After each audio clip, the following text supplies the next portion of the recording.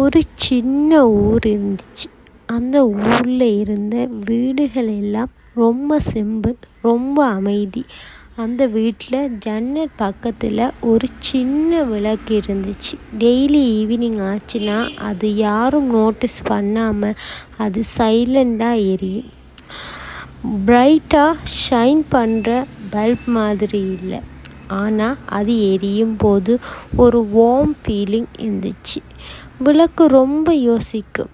எல்லாரும் பெரிய பெரிய லைட்ஸ் பற்றி பேசுகிறாங்க, என்னை பற்றி யாரும் பேசலை. நான் இருக்கிறதும் இல்லாததும் பெருசாக டிஃப்ரெண்ட் இல்லை போல்.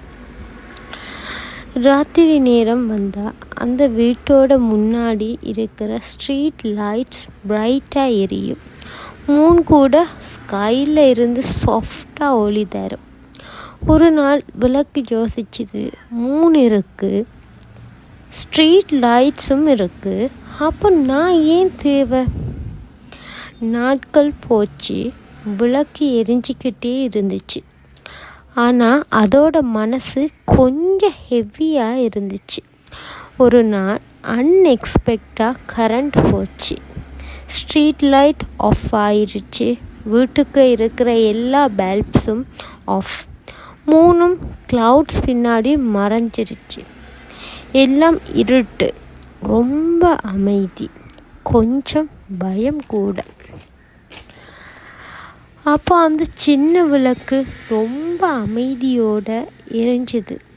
அதோட ஒளி ரொம்ப பெருசாக இல்லை, ஆனால் அந்த இருட்டில் அது போதும். அந்த வீட்டில் இருந்த பாட்டி ஸ்லோவாக நடந்து வந்து விளக்கு முன்னாடி உட்காந்தாங்க.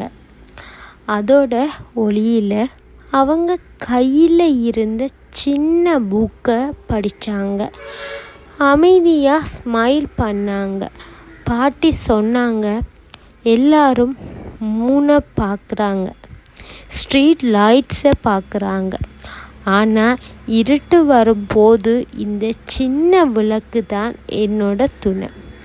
அந்த நொடியில் விளக்கு புரிஞ்சு கொண்டுச்சு, பெருசாக ஷைன் பண்ணினாதான் வேல்யூ இல்லை, யாருக்காவது தேவைப்படுற நேரத்தில் இருந்தால் போதும். அந்த நாளில் இருந்து விளக்கு கம்பேர் பண்ணலை, கேள்வி கேட்கலை. அதோட வேலை இருட்டில் இருக்கிற ஒருத்தருக்கு ஒரு சின்ன நம்பிக்கை கொடுக்கறது. ஸோ நாமளும் இந்த விளக்கு மாதிரி பெருசாக சைன் பண்ணலாட்டியும் நம்மளோட உதவி தேவைப்படுற யாருக்காவது உதவி பண்ணிட்டு நாம் நம்மளோட லைஃப்பை பார்த்து மூவ் பண்ணிட்டு இருக்கிறது நல்லது.